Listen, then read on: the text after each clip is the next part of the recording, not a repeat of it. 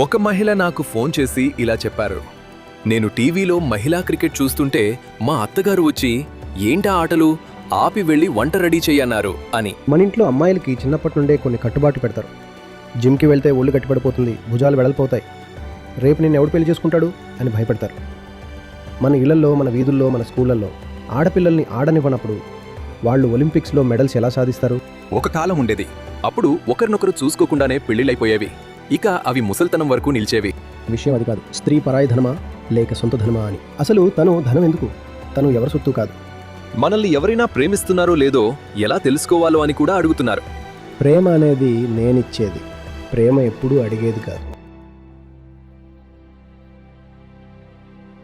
Sir, మీరు మహిళల కోసం చాలా గట్టిగా మాట్లాడుతుంటారు. పెళ్లి తరువాత వాళ్ల మీద జరిగే అన్యాయాల గురించి కూడా మీ వీడియోలో చూశాను. అంటే మన సమాజంలో ట్రీట్మెంట్, ఈక్వాలిటీ గురించి. సో మనం మగువల్నన్నప్పుడు పెళ్లి అయ్యాక తను పరాయి ధనం అంటారు. ఈ పరాయి ధనం అనే మాట ఎక్కడ్నుండొచ్చింది? మనం ఎందుకనా అంటాం? అసలు ఎందుకు పరాయి ధనం? ఇందులో ఇంత పెద్ద రహస్యం ఉంది. పరాయి అంటే ఏదో సరే, తను ఆ ఇంట్లోనే పుట్టింది కదా. అది సరే పరాయి అంటారు. కానీ చూడండి, ధనం అన్నారు.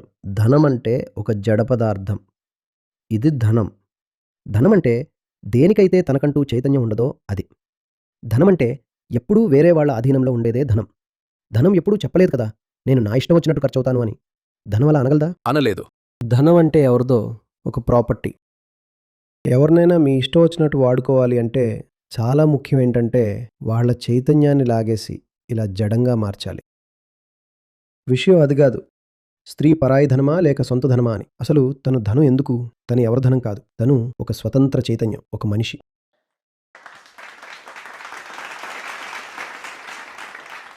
సార్, ఈరోజు మనం ఒలింపిక్స్ గురించి మాట్లాడుకుంటే ఇంకా గతంలోని ఎన్నో గణాంకాలను పరిశీలించినప్పుడు మనం తరచుగా ఒకటి చూస్తుంటాం.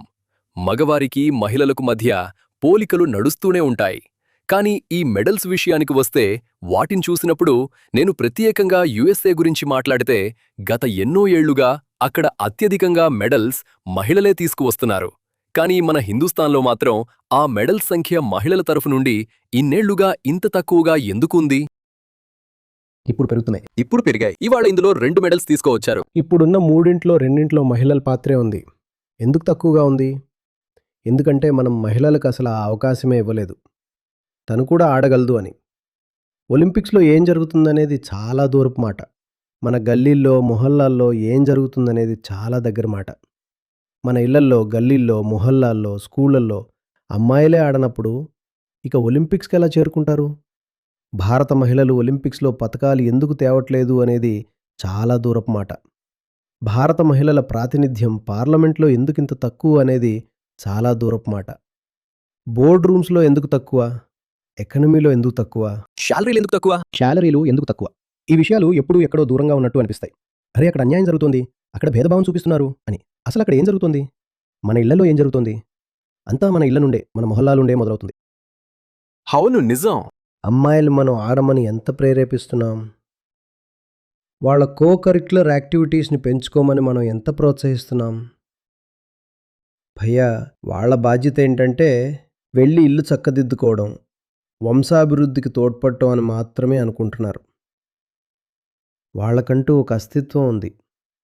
తను మహిళ కంటే ముందు ఒక మనిషి అని. ఈ విషయం మన లోపలికి, మన సంస్కృతిలోకి అస్సలు రావడం లేదు. రైట్. దీనికి ఒక చిన్న ఎగ్జాంపుల్ కూడా నేను చెప్పాలనుకుంటున్నాను. నా రేడియో షోలో కూడా నేను అడిగాను, అసలు మహిళల క్రికెట్ చూడ్డానికి ఇంత జనమెందుకు రారు అని. అప్పుడు సార్, నాకు మహిళ కాల్ చేసింది. తను చెప్పింది, నేను ఫీమేల్ క్రికెట్ చూస్తున్నాను. అప్పుడు మా అత్తగారన్నారు, ఏం చేస్తున్నావు? అది ఆపి వంట చెయ్యి అని. సో నాకు అక్కడ ఆ విషయం అర్థమైంది. మీ మాట విన్నాక నాకు గుర్తొచ్చింది, ఇంట్లోనే సపోర్ట్ దొరకనప్పుడు ఇంత పెద్ద లెవెల్లో ఎలా దొరుకుతుంది అని. చూడండి, బలంతో కూడిన పనులన్నీ. ఆట అంటే బలం, పట్టుదల, పౌరుషం, ధైర్యం మరియు సాహసాన్ని ప్రదర్శించటం. మహిళ గనుక తన బలాన్ని, పౌరుషాన్ని, ధైర్యాన్ని, సాహసాన్ని ప్రదర్శిస్తే మనం భయపడతాం. మనం అనుకుంటాం ఇక తను పక్కాగా అందర్నీ మించిపోతుంది అని, ఏవేం చేస్తుందో ఏమో అని. ఇప్పుడు అమ్మాయిలున్నారు. వాళ్ళకి తరచుగా ఇళ్ల నుండే చెబుతారు. జిమ్‌కి వెళ్తే శరీరం సున్నితంగా ఉండదు. భుజాలు వెడల్పవుతాయి. నిన్నెవరు ఇష్టపడతారు అని. ఎందుకంటే పురుషులకు కూడా అమ్మాయి కోమలాంగిలా ఉండాలనే కోరిక ఉంటుంది. హా, అవును. తద్వారా ఆమెను తన అదుపులో ఉంచుకోవచ్చు. ఒకవేళ తను నీతో సమానంగా బలవంతురాలైపోతే ఇక ఆమె ముక్కుకి తాడు వేసి ఎలా ఉంచుతావు? ఇంకా స్పోర్ట్స్? అసలు స్పోర్ట్స్ చేసే పనేంటంటే నీలో శారీరక బలమే కాదు, మానసిక బలాన్ని కూడా పెంచుతుంది. ఓడిపోయే స్థితిలో కూడా ఎలా గెలవాలో స్పోర్ట్స్ నేర్పిస్తుంది. మహిళ గనక ఇవన్నీ నేర్చుకుంటే మన ఇళ్లలో పెద్ద సమస్యే వస్తుంది. అందుకే మనం మహిళలను ఆడమని అస్సలు ప్రోత్సహించం. ఒకవేళ ఆడినా కూడా అమ్మాయిలు ఆడుతున్నారు, ఇదంతా ఎవరు చూస్తారు, ఏముంది అంటాం. అవును, మహిళలు ఆడే ఒక ఆటను మాత్రం మగవారు చాలా ఇష్టంగా చూస్తారు. అదే స్విమ్మింగ్. సార్, మీతో నేను ఇంతసేపు మాట్లాడుతున్నాను కానీ మీ బ్యాక్గ్రౌండ్ చూస్తే అది పూర్తిగా ఇంగ్లీష్ బ్యాక్గ్రౌండ్. కానీ మీ వీడియోలు, మీ చర్చలు అన్నీ నేను హిందీలోనే చూశాను. మీరు హిందీని ప్రమోట్ చేస్తున్నారా లేక హిందీలో భావాలు ఇంకా బాగా వ్యక్తమవుతాయననుకుంటున్నారా? లేదు, నేను ఇంగ్లీష్లో కూడా మాట్లాడతాను. మీరు మా ఇంగ్లీష్ ఛానల్లోకి వెళ్తే అక్కడ కూడా 2-3 వేల వీడియోలు కనిపిస్తాయి. కానీ ఇలాంటి వేదికల మీద ఎక్కువగా హిందీలోనే. నేను హిందీలో ఎందుకు మాట్లాడతానంటే నాకు అందరి దగ్గరికి వెళ్ళాలనుంది. నేను ఇంగ్లీష్లో మాట్లాడగలను. ఇప్పుడిక్కడే మనం మాట్లాడుకోవచ్చు. చాలాసార్లు మాట్లాడాను కూడా. కానీ నిజాయితీగా చెప్పండి, ఇప్పుడు నేను చెప్తున్న ఈ మాటల్ని అచ్చమైన ఇంగ్లీష్లో చెప్పడం మొదలుపెడితే ఈ విషయం ఇప్పుడున్నంత సులభంగా అర్థమవుతుందా? ఇప్పుడు మనం మన మట్టి, మన నేల భాషలో మాట్లాడుకుంటున్నాం. అందుకే విషయం మనకు సులభంగా అర్థమవుతుంది. ఇదే మాట ఇంగ్లీష్లో ఉంటే అందరికీ చేరదు. ఇది కాకుండా ఇంకో ముఖ్యమైన విషయం ఉంది. నేను అత్యున్నతమైన విషయాన్ని సామాన్యుడి వరకు, ఆఖరి మనిషి వరకు తీసుకెళ్ళాలి. ఇంగ్లీష్ రాని వారికి ఆధ్యాత్మికత మీద హక్కు లేదా? ఇంకా ఇండియాలో సాధారణంగా భాషకు, ఆర్థిక స్థితికి మధ్య చాలా లోతైన సంబంధం ఉంది. నేను కనుక ఇంగ్లీష్లోనే మాట్లాడుతూ ఉంటే నేను పేదవాళ్ళకి ఎప్పటికీ చేరువ కాలేను. నేను ఇంగ్లీష్లోనే ఉండిపోతే సమాజంలోని వెనుకబడిన వారు, దళితులు, పీడితులు, అణగారిన వర్గాల వరకు నేను వెళ్ళలేను. ఇంకా నేను ఐఐటి, ఐఐఎం నుండి వచ్చాను కదా అని కేవలం ఆ ఎలైట్ గ్రూప్తోనే మాట్లాడుతూ ఉండటం నా పని కాదు. నేను ఆ ఎలైట్ గ్రూప్లోనే ఉండాలనుకుంటే అక్కడే కూర్చునేవాడిని. నాకు అక్కడ ఉండాలని లేదు. నేను అందరి దగ్గరికి వెళ్ళాలి. అందుకే నేను ఇక్కడికి వచ్చాను. సో నేను అవన్నీ వదిలేసి ఇక్కడికి వచ్చాక కూడా ఇంకా ఇంగ్లీష్నే పట్టుకుని ఉంటే అప్పుడు అసలు పొంతనే ఉండదు. ఏం చెప్పారు సార్? మీ వీడియోలు, మీ ఆలోచనలు ప్రజలకు చేరుతున్నాయి. మీకు ప్రపంచవ్యాప్తంగా ప్రేమ దక్కుతోంది. ఇక ప్రేమ గురించి మాట్లాడితే ఎదుటి వ్యక్తి మనల్ని ప్రేమిస్తున్నారో లేదో ఎలా గుర్తించాలో కూడా జనం తెలుసుకోవాలనుకుంటున్నారు. ఎదుటి వ్యక్తి నుండి మీకు ప్రేమ చాలా అవసరమని అనిపిస్తున్నంత కాలం మీలో ప్రేమ లేనట్టే. ప్రేమ అనేది తీసుకోవడం లేదా అడగడం కాదు. ప్రేమను అడగడం ఒక రకమైన సూక్ష్మ హింస. ప్రేమ అంటే మన పరిపూర్ణతను చాటుకోవడం. ప్రేమ అంటే నేను ఇచ్చేది. ప్రేమ ఎప్పుడూ అడిగేది కాదు. కాబట్టి ఎదుటి వ్యక్తి నన్ను ప్రేమిస్తున్నాడా లేదా అన్న ప్రశ్నను మనం వదిలేయాలి. మనలో ప్రేమ ఉందో లేదో మనం చూసుకోవాలి. మనం ప్రేమకు అర్హులమయ్యామా లేదా అని చూడాలి. ప్రేమ పొందటానికి కాదు, ప్రేమ ఇవ్వటానికి మనం సిద్ధంగా ఉన్నామా లేదా అని. కానీ మనల్ని మనం ఎప్పుడూ చూసుకోం. మన దృష్టి ఎప్పుడూ బయటే ఉంటుంది. అందుకే మనల్ని ప్రేమించేవారి కోసం వెతుకుతూ ఉంటాం. ఇంకా నన్ను ప్రేమించే వ్యక్తి ఎవరో ఒకరు దొరకాలి అన్నప్పుడు మన ఉద్దేశం ఏంటి? వాళ్ళ దగ్గర నుండి ఏదో ఒకటి తీసుకోవాలనే కదా. మరి అది స్వార్థం అవుతుంది కదా. అది స్వార్థమే. అది స్వార్థాన్ని చాటుకోవడమే. అసలైన వ్యక్తి ఎవరంటే ఎవరైనా తనని ప్రేమిస్తున్నారా లేదా అన్న ప్రశ్ననే మర్చిపోవాలి. మీరు చెప్పారు, నాకు ప్రపంచం నుండి ప్రేమ దక్కుతోందని. ఎంత ప్రేమ దక్కుతుందో బహుశా దానికి సమానంగా లేదా అంతకంటే ఎక్కువ ద్వేషం కూడా వస్తూ ఉండొచ్చు. ఖచ్చితంగా. జనం నాకు ఏమిస్తున్నారో నేను చూడడం మానేశాను. ఒకవేళ చూసినా అది కేవలం గణాంకాల కోసమే, ఒక ఫ్యాక్ట్ లాగా. అంటే నేను చెబుతున్న మా మాటల ప్రభావం జనం మీద ఎలా ఉందో తెలుసుకోవటానికి మాత్రమే. కానీ జనం నుండి నాకు ఏమీ వస్తోంది అన్న విషయాన్ని నా బాధ్యతకు అడ్డు రానివ్వను. మీరు నన్ను ప్రేమించినా ద్వేషించినా నేను మీకు ఏది అత్యున్నతమో దాన్నే ఇస్తాను. మీరు నాకు చప్పట్లు కొట్టినా లేక తిట్టినా నేను మీకు సత్యాన్నే ఇస్తాను. ఇదే ప్రేమ అంటే. అద్భుతం సార్, చాలా బావుంది. సార్, ప్రేమ గురించి మాట్లాడుకుంటున్నాం కాబట్టి నేనొకటి అడగాలి. ఒక కాలంలో ఒకరినొకరు చూడకుండానే పెళ్లిళ్లు జరిగేవి. అవి ముసలితనం వరకు నిల్చేవి.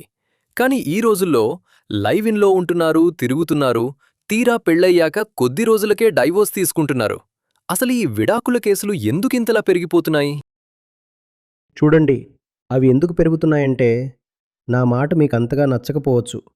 కానీ మీరు ఏదో దాచిపెట్టిన జవాబు కోసం నన్ను అడగలేదు కదా. అందుకే ఉన్నది ఉన్నట్టు చెప్తాను. అవి ఎందుకు పెరుగుతున్నాయంటే, ప్రకృతి మనిషిని అలా సృష్టించలేదు. ఇద్దరు వ్యక్తులు జీవితాంతం ఒకేలా కలిసుండాలని ఎక్కడా లేదు. అవి ఇద్దరు పిల్లలైనా, ఇద్దరు పురుషులైనా, ఇద్దరు స్త్రీలైనా లేదా ఒక పురుషుడు స్త్రీ అయినా సరే. సో ప్రకృతిలో అలాంటి బంధం కానీ నియమం కానీ లేదు. ఇద్దరు వ్యక్తులు ఎప్పుడూ కలిసే ఉండాలి అని.